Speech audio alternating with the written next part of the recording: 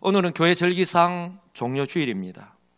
우리 예수님께서 세상을 향한 하나님의 구원 계획을 이제 이루시기 위해서 마침내 드디어 예루살렘으로 들어가시는 날입니다. 성경은 요한복음 3장 16절과 또한 로마서 5장 8절 말씀을 통해서 우리 예수님께서 왜 하늘 영광 보좌를 버리시고 즉 성육신하셔서 이 세상에 오셨는지, 그리고 십자가에서 죽으셔야만 하는지 분명하게 말씀하셨습니다. 하나님이 세상을 이처럼 사랑하사 독생자를 주셨으니 이는 그를 믿는 자마다 멸망하지 않고 영생을 얻게 하려 하심이다 라고 분명하게 말씀하셨습니다. 이것이 하나님의 사랑입니다. 그리고 구체적으로 로마서 5장에 보시면 우리가 아직 죄인 되었을 때에 그리스도께서 우리를 위하여 죽으심으로 하나님께서 우리에 대한 자기의 사랑을 확정하셨다라고 말씀합니다. 바로 우리 주님께서 지금 여기까지 걸어오셨고 지금 예루살렘으로 들어가시는 바로 이유가 바로 여기에 있는 것입니다. 하나님께서 죄로 인해 타락한 이 세상을 심판하셔서 멸망시키는 것이 목적이 아니라, 한번 따라서 할까요? 구원하시기 위해서. 구원하시기 위해서 독생자 예수님을 이 땅에 보내주셨고 십자가에서 죽이신 것입니다. 바로 우리 주님께서 오늘 예루살렘 성으로 들어가시는 이유가 바로 여기에 있는 것입니다. 성도 여러분, 예수님은요 이제 며칠 뒤에 십자가에서 죽으셔야 한다는 사실을 다 알고 계십니다. 그렇다면 예수님의 마음이 어떠할까요?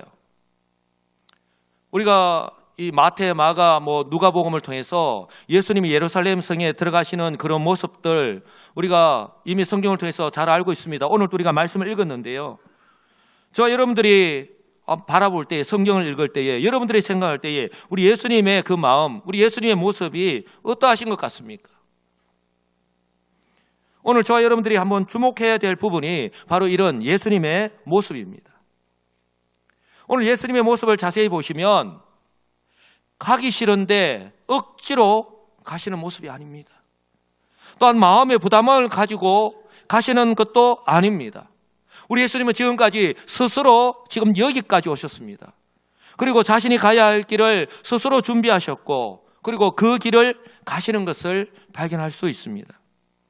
먼저 우리 예수님께서 예루살렘에 들어가실 때의 모습입니다. 우리 예수님의 관점에서 예수님은 아직 사람들이 한 번도 타보지 않은 어린 나귀, 즉 나귀 새끼를 타시고 예루살렘으로 들어가셨습니다. 그런데 우리는 성경을 읽을 때에 이것이 너무나도 당연한 것처럼 그렇게 생각을 합니다. 왜 예수님이 지금까지 제자들과 함께, 그리고 앞에서 뒤에서 그 수많은 사람들과 함께 걸어서 여기까지 오셨거든요. 그런데 왜 오늘 특별히 예루살렘으로 들어가실 때에 왜 나귀를 타고 들어가실까? 더군다나 어린 나귀, 한 번도 사람이 타보지 않은 그 어린 나귀를 타고 들어가실까? 우리는 여기서 궁금증을 가져야 합니다. 예수님께서 아무런 이유 없이 갑자기 내가 너무 피곤하니까 이제 나귀를 타야 되겠다. 그렇다면 좀 큰 나귀를 타야죠. 나귀 새끼를 타고 입성하신 것이 아니다라고 하는 사실입니다. 예수님께서 나귀 새끼를 타고 예루살렘으로 들어가시는 것은 예수님이 바로 구약의 스가랴 선지자가 예언하였던 바로 그 메시아라고 하는 사실을 스스로 증명하고 계시는 것입니다. 할렐루야. 스가랴 9장 9절 보시면 이렇게 말씀합니다. 시온에 따라 크게 기뻐할지어다. 예루살렘에 따라 즐거이 부를지어다. 보라, 내 왕이 내게 임하실 것인데 그는 공의로우시며 구원을 베푸시며 겸손하여서 나귀를 타시나니 나귀의 작은 것 곧 나귀 새끼다라고 분명하게 말씀합니다. 여러분, 지금 스가랴 선지자가 예언하고 있는데 시온의 딸, 예루살렘의 딸이라고 그렇게 부르고 있습니다. 바로 구약의 이스라엘 백성들을 지칭하는 거예요. 구약에서 시온의 딸, 예루살렘의 딸 그렇게 많이 부르고 있잖아요. 바로 이스라엘 백성들을 의미합니다. 그런데 그들에게 왕이 임하실 것이다라고 말씀을 합니다. 그런데 그 왕이 어떤 모습으로 지금 임하시는지, 그리고 그 왕이 와서 그의 백성들에게 무엇을 행하시는지 구체적으로 말씀하고 있습니다. 사랑하는 성도 여러분, 바로 이 말씀의 주인공이 바로 그 메시아잖아요. 근데 오늘 예수님의 그 모습을 보면 예루살렘에 가까이 왔을 때에, 이 벳박에 왔을 때에 제자들에게 이렇게 말씀하시면서 행동하고 계시는 거예요. 내가 바로 그 메시아다라고 하는 것을 보여주시는 거예요. 2절을 한번 보시기 바랍니다. 이르시되 너희는 맞은편 마을로 가라. 그리하면 곧 매인 나귀와 묶여있는 그 나귀와 나귀 새끼가 함께 있는 것을 보리니 풀어서 내게로 끌고 오라라고 그렇게 명령하셨습니다. 그리고 만일 누가 무슨 말을 하거든, 왜 우리 나귀를 왜 끌고 가려고 합니까? 라고 그렇게 이야기하면 주가 서시겠다 하라. 그리하면 즉시 보내리라. 그렇게 제자들에게 다 일러주었습니다.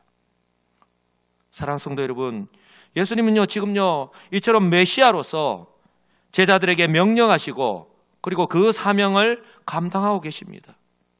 그런데 여기서 우리가 살펴볼 것은 오늘 제자들의 모습을 보시기 바랍니다.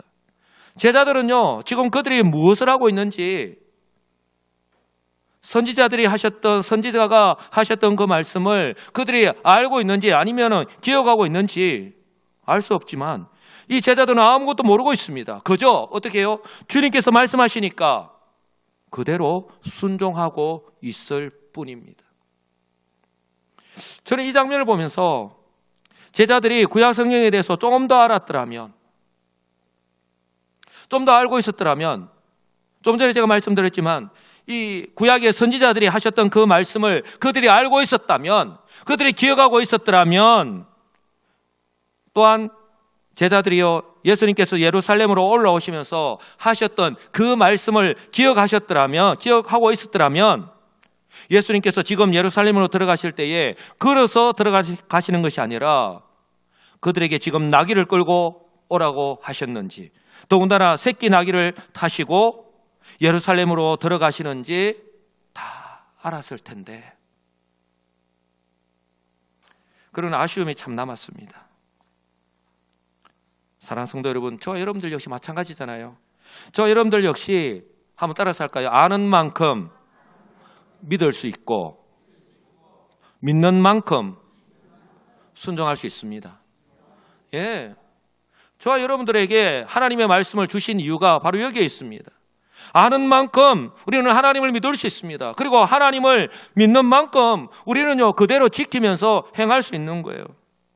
이것이 바로 저와 여러분이 바로 성경을 좀 더 가까이 해야 하는 이유입니다. 왜냐하면 성령께서는 언제나 말씀과 함께 역사하십니다. 우리는 누구나 성령으로 충만하기를 원합니다. 그런데 성령께서 우리가 성경을 읽을 때에, 성경을 묵상할 때에 우리가 처음에는 잘 알지 못할 때 있습니다. 저도 성경 이 설교를 하기 위해서 말씀을 얼마나 많이 읽는지 모릅니다. 그런데 처음에는 이해를 못할 때가 있고요. 처음에는 깨닫지 못할 때가 있는데, 그러면 한 번씩 읽을 때마다 처음에는 몰랐던 그런 부분들을 성령께서 깨닫게 해주실 때가 얼마나 많은지 모릅니다. 아마 여러분들도 마찬가지일 거예요. 성령은 언제나 말씀과 함께 역사하십니다. 이처럼 몰랐던 것을 깨닫게 해주시고요. 또한 영적인 통찰력으로 분별하게 해주십니다.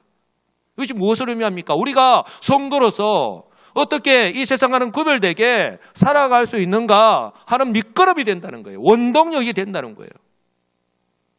이런 은혜가 저와 여러분들에게 항상 충만하게 임하기를 우리 주님의 이름으로 축복합니다.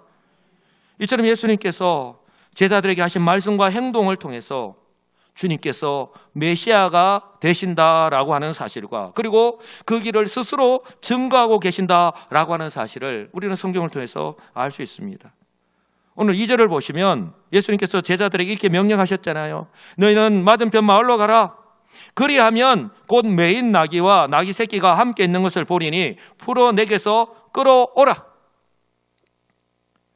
만일 누가 무슨 말을 하거든 주가 서시겠다 하라. 그리하면 즉시 보내리라. 이미 다 준비가 되어 있는 거예요.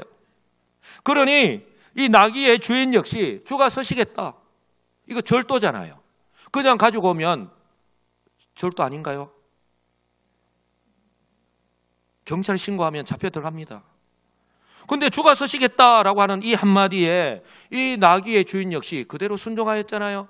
그대로 내어 주었잖아요. 결코 우연히 일어난 일이 아니다라고 하는 사실입니다. 바로 하나님의 때에, 바로 하나님께서 정하신 때에 예수님께서 구약의 스가랴 선지자의 그 예언의 말씀을 그대로 성취하신 것입니다. 할렐루야. 4절이 그대로 증거하잖아요. 4절 보시면 이는 바로 이런 일이 일어난 것은 선지자를 통하여, 바로 이어서 나오는데 선지자를 통하여 하신 말씀을 이루려 하심이다라고 분명하게 말씀합니다. 그리고서 일러서되 시온 딸에게 이르기를 내 왕이 내게 임하나니 그는 겸손하여 나귀 곧 멍에 매는 짐승의 새끼를 탔도다 하라. 바로 조금 전에 제가 읽어드렸던 스가랴 9장 9절의 그 말씀을 인용하여서 말씀하는 겁니다. 사랑하는 성도 여러분, 제자들은요 예수님께서 말씀하신 대로 나귀와 나귀 새끼를 끌고 와서 예수님께서 타고 가실 수 있도록 자기들의 겉옷을 그 위에 얹어 놓았습니다. 여기서 우리가 주목해야 될 것은 이처럼 모든 준비를 마치신 예수님께서 드디어 예루살렘 성으로 들어가셨습니다. 그렇다면 이제 예수님께서 예루살렘 성으로 들어가실 때에 이스라엘 백성들의 한번 관점에서 그 모습을 한번 살펴보기를 원합니다. 예수님의 관점에서 나는 메시아다, 나는 구약의 스가랴 선지자가 예언하였던 바로 그 메시아다라고 하는 것을 제자들에게 명령하시고 그들이 행하는 모습을 보고 준비하는 것을 통해서 드러내 보이셨습니다. 이제 이스라엘 백성들, 예루살렘 성으로 들어가시는 그 예수님을 맞이하는 이스라엘 백성들의 관점에서 한번 보자고요. 그곳에 모인 사람들은요 하나같이 열렬하게 환영하고 있습니다.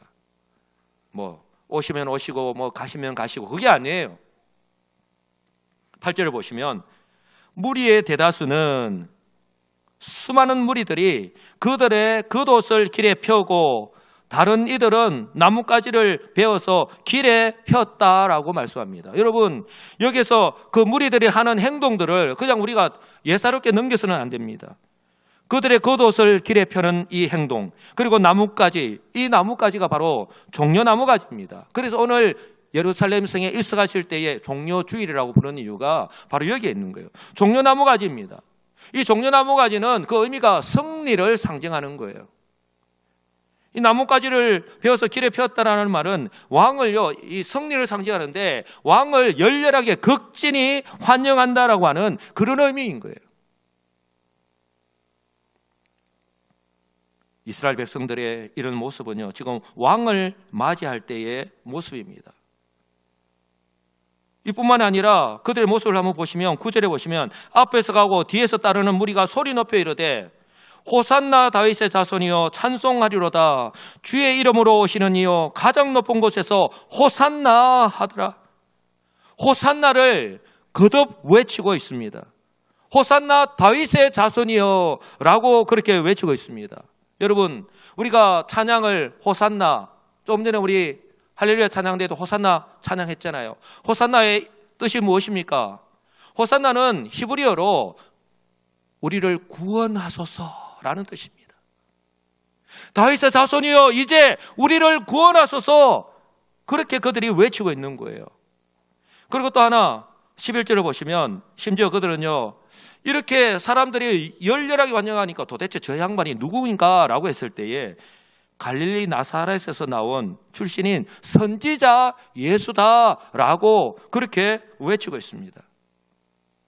그들이 말하고 행동하고 하는 이런 모든 모습들, 여기서 저와 여러분들은요 지금 이스라엘 백성들이 지금 예수님에 대해서 어떤 기대를 가지고 맞이하고 있는지 우리가 충분히 알 수 있는 것입니다. 바로 다윗의 자손으로 오신 그 주님께서 지금 그들을 앞에 놓인 현실적인 문제를 해결해 주기를 간절하게 지금 바라고 있는 것입니다. 그리고 다윗의 자손으로 오신 예수님께서 그 옛날 다윗 왕국의 그 영광이 다시 한 번 더 재현해 주시기를 간절하게 기대하고 그들이 소망하고 있는 거예요. 지금 우리가 로마의 압제 아래에서 속국으로 살고 있는데, 그래 우리 마음대로 살지 못하고 있는데 그 옛날 다윗 왕국 때처럼 그 어떤 나라도 넘나들지 못하고 오히려 그들이 조공을 가지고 와서 머리를 조아리고 있는 그런 나라, 바로 예수님이 다시 한 번 더 그 강력한 나라를 한번 세워달라고 지금 간절하게 소망을 가지고 바라고 있는 거예요. 지금 그들은요, 예수님께서 로마의 압자에서 구원하여서 새로운 강력한 나라, 그런 왕국을 세워주기를 기대하면서 마음의 소원을 담아서 예수님을 맞이하고 있는 거예요. 그들이 호산나라고 외치면서 우리 주님은 바로 그 호산나 외치고 있는 그 외침 그대로 그들을 정말 구원하시기 위해서 가고 계신데 다른 거예요. 그들은 현실의 문제, 그들이 단순히 지금 로마의 압자에서 그들이 구속받고 살아가고 있는데 거기에서만 벗어나게 해달라고 그들이 지금 기대하고 있는 거예요. 그런데 정작 예수님은요, 그들의 이런 기대와 소망을 담은 환영과는 다르게 어울리지 않다라고 표현하는 게 더 맞을 것입니다. 어울리지 않게 마치 그들이 보란 듯이 어떻게 해요? 초라한 나귀 새끼를 타고 예루살렘으로 들어오고 계십니다. 지금 그들의 기대에 부응하기 위해서는 예수님이요, 어린 나귀 새끼를 타고 들어오시는 것이 아니라 어떻게 해요? 흰 백마를 타고 지금 들어오셔야 되는 거예요. 그래야 말이 맞는 거예요. 그림이 맞습니다. 그런데 예수님은 초라한 어린 나귀 새끼를 타고 오시는 거예요. 왜 이렇게 하셨을까요? 예수님은 이전에 오병이어의 기적을 베푸신 이후에 그 이스라엘 백성들이 어떻게 했습니까? 바로 예수님을 왕으로 세우려고 하였잖아요. 그때 그들을 피하셨는데 바로 오늘 이번에도 예수님께서 그들이요, 현실적인 문제를 해결하기 위한 그 메시아가 아니라 바로 구약에서 예언하였던 바로 그들을 죄와 사망에서 해방시키기 위한, 구속하기 위한 그런 메시아로, 그리스도로 지금 예루살렘으로 들어가고 있다라고 지금 분명하게 확실하게 보여주고 있는 것입니다. 사랑하는 성도 여러분, 여기서 저와 여러분들이 지금 현재 우리의 모습, 저와 여러분들은 분명히 예수를 믿고 구원을 받았습니다. 성도로 살아가고 있습니다. 그러나 지금 우리의 삶의 모습을 한번 비교하면서 오늘 한번 생각해 보아야 하는 것이 있습니다. 이스라엘 백성들은 예수님을 이렇게 맞이할 수밖에 없었습니다. 왜냐하면 지금 이스라엘 백성들은 마치 예수님의 제자들과 마찬가지인데요. 즉 예수님께서 십자가를 향하여서 지금 예루살렘으로 올라오고 계실 때에 그들이 길에서 어떤 모습을 행했습니까? 길에서 서로 큰 자가 누구냐, 권력을 가진 자, 대접받는 자의 그 자리에 앉고 싶은 자가 되고 싶어서 그렇게 서로 다투고 있을 때에 바로 예수님께서 제자들에게 하신 그 말씀을 모르고 있기 때문에 그런 거예요. 그것이 바로 마태복음 20장 28절과 마가복음 10장 45절의 말씀입니다. 우리 다 같이 한 목소리를 읽겠습니다. 인자가 온 것은 섬김을 받으려 함이 아니라 도리어 섬기려 하고 자기 목숨을 많은 사람의 대속물로 주려 하심이니라. 아멘. 할렐루야. 예수님은 분명 그들이 외치고 있는 것처럼, 호산나라고 외치고 있는 것처럼 그들을 바로 죄와 사망에서 구원하시기 위해서 지금 오고 계시는 거예요. 그래서 그들은 그 강력한 능력으로 새로운 다윗 왕국을 강국처럼 세워주기를 바랬지만 우리 주님은 그것이 아니라 바로 자기 목숨을 많은 사람의 대속물로 주시기 위해서 겸손의 왕으로, 평화의 왕으로 지금 이 땅에, 지금 예루살렘 성으로 들어가고 있는 거예요. 무엇을 의미합니까? 그들을 외치면서도 그들의 외침이 진정 무엇을 의미하는지 모르고 있는 거예요. 예수님이 누구신지 3년 동안 제자들도 예수님을 따라다녔고 3년 동안 예수님의 그 공생의 사역을 충분히 알 수 있었음에도 불구하고 그들은 예수님이 누구신지 몰랐습니다. 왜 나귀 새끼를 타고 지금 예루살렘 성으로 들어가시는지, 그리고 지금 들어가는 이 길이 십자가를 향한 길이고 왜 십자가에서 죽으셔야만 하는지, 그래야지만이 그들이 호산나 외치고 있는 것처럼 바로 그들을 구원하실 수 있는데 그들의 그 외침이 이것을 알지 못하고 있는 거예요. 그러니 오늘 그들이 이렇게 호산나 다윗의 자손이요, 주의 이름으로 오시는 이요, 호산나, 그리고 선지자 예수라고 그렇게 외쳤던 그들이 불과 며칠 뒤에 어떻게 변했습니까? 어떻게 돌변했습니까? 저 예수를 십자가에 못 박아라. 크루스파잉임, 크루스파잉임. 그렇게 외치면서 폭도로 변할 수밖에 없었던 것입니다. 사랑하는 성도 여러분, 그들이 며칠 만에 이렇게 돌변한 이유가 어디에 있을까요? 그 이유가 바로 예수님께서 어린 나귀를 타시고 예루살렘에 들어가시는 그 모습을 통해서 예수님은 분명히 자신의 정체성, 내가 왜 지금 예루살렘으로 들어오고 있는지 그들에게 분명하게 보여주셨기 때문입니다. 이스라엘 백성들은 현실적인 기대를 가지고 예수님을 정치적인 메시아, 그들의 왕이 되어주기를 바라면서 왕으로 맞이하였습니다. 그러나 예수님은요, 어린 나귀 새끼를 타고 들어오시면서 나는 너희들이 기대하고 원하는 그 메시아, 정치적인 메시아, 현실의 문제 해결자로서의 메시아가 아니다라고 하는 사실을 분명하게 보여주셨기 때문입니다. 사랑하는 성도 여러분, 저와 여러분들은 예수를 믿음으로 바로 이처럼 메시아로 이 땅에 오셔서 어린 나귀 새끼를 타고 들어오셔서 불과 며칠 뒤에 십자가에서 죽으신 그 예수님 을 믿음으로 우리가 구원을 받았습니다.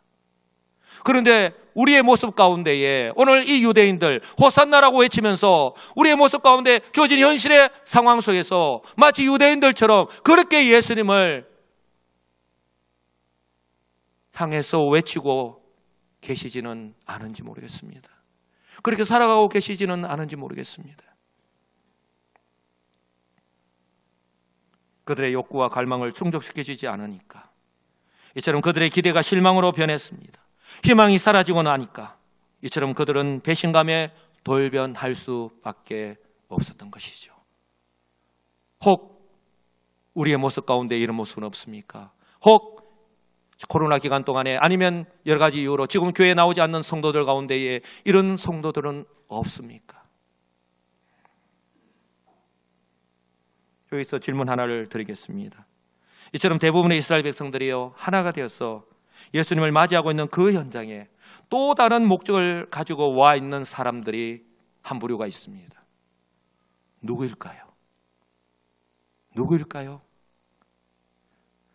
대제사장을 비롯해서요 서기관과 바리새인들입니다. 그들은요 예수님을 환영하기 위해서가 아닙니다. 기회를 봐서 예수님을 체포하기 위해서입니다. 우리가 지난주에도 살펴봤지만 요한복음 11장 57절 말씀에서 알 수 있듯이 그들은 산헤드린 공의회에서 이미 예수님을 죽이기로 결의를 하고 체포령을 내린 상태에 있습니다. 그런데요 정작 그들은 지금 예수님을 체포하지 못했습니다. 아니 체포할 엄두도 내지 못하고 있습니다. 왜 그럴까요? 왜냐하면 만약에 이런 분위기 속에서 예수님을 체포했다가든 말 그대로 그들이 염려하고 있는 그대로 폭동이 일어날 수 있기 때문입니다. 그 이유를 10절 말씀을 통해서 우리가 알 수 있는데요. 10절에 뭐라고 말씀합니까? 예수께서 예루살렘에 들어가시니 온 성이 소동했다라고 합니다. 얼마나 시끌벅적했는지. 요즘식으로 표현하면 그것에 모인 유대인들이요 다윗의 자손 예수 그렇게 호산나를 떼창을 하고 있는 거예요. 떼창을. 그러니 그들이 어떻게 함부로 그 예수님을 체포할 수 있겠습니까? 그들은 여전히 그 자리에 있었지만 어떻게 해요? 예수님을 환영하고 있는 것이 아니라 분위기를 살피면서 포기하지 않고 계속해서 예수님을 체포할 기회를 엿보고 있는 것입니다. 사랑하는 성도 여러분, 이것이 바로 오늘 예수님께서 십자가를 향해서 가시는 첫 번째 종려 주일의 모습입니다. 이렇게 2000년이 지났습니다. 오늘 우리는 변함없이 오늘 또 종려 주일 예배를 드리고 있습니다. 오늘 종려 주일 예배를 드리고 있는 저와 여러분들의 모습은 어떻습니까? 우리 예수님은요 이런 외적인 이유뿐만 아니라 예수님은 자신이 언제 체포되고 또한 죽으실 것이라는 사실을 이미 다 알고 계셨습니다. 그런데 분명한 것은 지금은 때가 아니라라고 하는 사실입니다. 그러니 이런 모든 사실을 다 알고 계시는 우리 주님께서 전혀 개의치 않으셨던 것입니다. 사랑하는 성도 여러분, 저와 여러분들 역시 성경을 통해서 지금과 같은 이 상황 속에 지금 세상에서 일어나고 있는 모든 일들, 되어지는 상황들을 다 지켜보고 있습니다. 여러분 그저 떨고 두려워만 하지 않을 수 있는 것이 우리는 성경을 통해서 이미 다 이루어졌고 이제 우리 주님께서 다시 오실 것만 기다리고 이제 남아있다라고 하는 사실을, 그리고 나타나는 현상들을 바라보면서 점점 그날이 가까워오고 있다라고 하는 사실을 우리는 다 알고 있습니다. 그렇다면 우리는 어떤 모습을 견지하며 살아가야 할까요? 세상과 동일하게? 아니요. 한번 따라서 할까요? 믿음으로. 우리 주님께서 우리에게 말씀하신 대로 우리는요, 주님께서 다시 오실 그날을 바로 오늘 우리에게 주어진 하루하루의 삶을 믿음으로 우리에게 주어진 사명을 감당하면서 성도답게 살아가면 되는 거예요. 그렇게 우리 주님 오실 때에, 다시 오실 때에 그 주님을 맞이하시면 되는 거예요. 이제 말씀을 맺습니다. 사랑하는 성도 여러분, 인도의 마하트마 간디, 인도의 영웅 마하트마 간디 잘 아실 거예요. 이 인도의 마하트마 간디와 같은 한 사람의 헌신과 희생으로 그 인도 국민의 의식을 변화시킬 수 있고요. 또 한 나라를 90년간의 이 영국 식민지에서 벗어나게 할 수 있습니다. 90년간 영국의 식민지 생활을 하다가 1947년 8월 10일 해방을 선언하는, 독립선언하는 날짜가 우리나라하고도 똑같아요. 어쩌면 인도가 저게 국기가 인도 국기입니다. 어쩌면 인도가요, 지금 정보통신기술 ICT라고 하는데 세계에서 가장 뛰어난 국가 중에 한 나라입니다. 선도국가인데, 그리고 주요 7개국 혹은 선진 7개국이라 부르는 G7 많이 들어보셨죠? 이 G7 정상회담에 항상 초대가 되는 신흥 경제대국이 되는 밑거름이 되었는지는 모릅니다. 그러나요, 우리 예수님의 그 십자가의 죽으심, 우리 예수님의 십자가의 죽으심은요, 어느 한 국가, 한 국민이 아니라, 한번 따라서 할까요? 전 세계, 모든 민족, 남녀노소 빈부귀천, 예, 우리 예수님의 십자가의 죽음은요, 어느 한 국가의 한 국민이 아니라 전 세계 모든 민족, 남녀노소 빈부귀천 구분 없이 죄와 사망으로부터 구원하시는 능력이 있습니다. 할렐루야. 사도 바울의 신앙 고백도 그대로입니다. 이 복음은 모든 믿는 자에게 구원을 주시는 하나님의 능력이 됩니다. 할렐루야. 그래서 고린도후서 5장 17절에 그런즉 누구든지 그리스도 안에 있으면 이라고 분명히 말씀합니다. 전제 조건을 분명히 뒀습니다. 그런즉 누구든지 그리스도 안에 있으면, 그리스도를 믿으면 새로운 피조물이라, 이전 것은 지나갔으니 보라 새 것이 되었도다. 사랑하는 성도 여러분, 저와 여러분이 바로 이 놀라운 은혜와 사랑을 받았습니다. 그러므로요, 이 시간 2023년 우리 종료 주일 예배를 드리고 있는 지금 이 시간, 저와 여러분들이 정말 우리 주님께서 변함없이 십자가를 향하여서 끝까지 그 길을 가셨기 때문에, 또한 이 세상은 여전히 알지도 못하고 있고 믿지도 않고 또한 줄 수도 없는 그 구원의 은혜를 받고 지금 내가 하나님의 자녀가 되어서 그 은혜를 누리면서 살아가고 있다는 사실을 믿으신다면, 믿으십니까?